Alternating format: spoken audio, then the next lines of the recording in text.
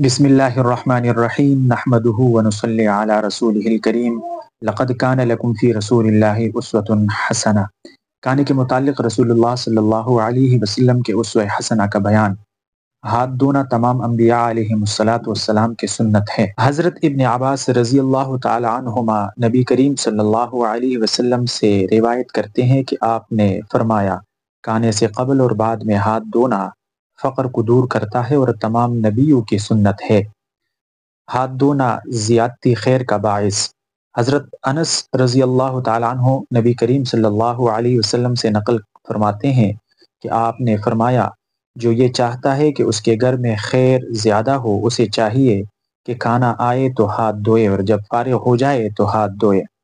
ہاتھ دھونا باعث برکت ہے۔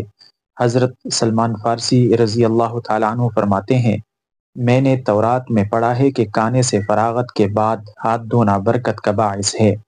میں نے آپ صلی اللہ علیہ وسلم سے عرض کیا تو آپ صلی اللہ علیہ وسلم نے فرمایا، کھانے سے قبل اور بعد میں ہاتھ دھونا برکت کا باعث ہے۔ ہاتھ دھونا وسعت رزق کا باعث ہے۔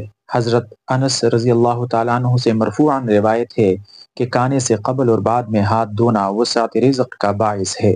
اس میں شیطان کی مخالفت ہے۔ احیاء العلوم میں ہے کہ کھانے سے قبل اور فراغت پر ہاتھ دھونا فقر و غربت کو دور کرتا ہے۔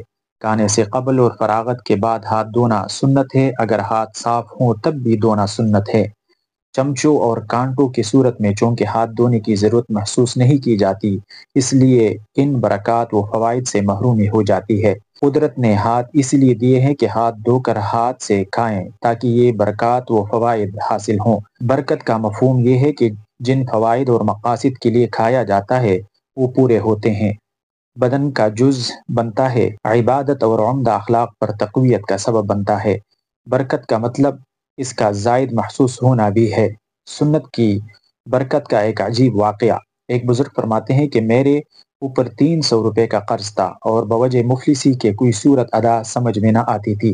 اتفاقاً ایک دن میں نے کسی عالم کے درس میں یہ سنا کہ جو شخص کھانا کھانے سے پہلے اور بعد میں سنت سمجھ کر ہاتھ دھو لیا کرے تو اس کا یہ فائدہ ہوگا کہ چند دنوں میں اس کا قرض ادا ہو جائے گا۔ چنانچہ میں نے یہ عمل شروع کیا، ابھی چند ہی روز کیا تھا کہ اللہ کے فضل و عنایت سے میرے ذمے ایک کوڑی بھی کسی کی باقی نہ رہی، اور میں الحمدللہ ایک سنت نبوی پر عمل کی برکت سے بار دین یعنی قرض کی بوجھ سے سبکدوش ہو گیا۔ سبحان اللہ۔ برتن میں ہاتھ دھونا۔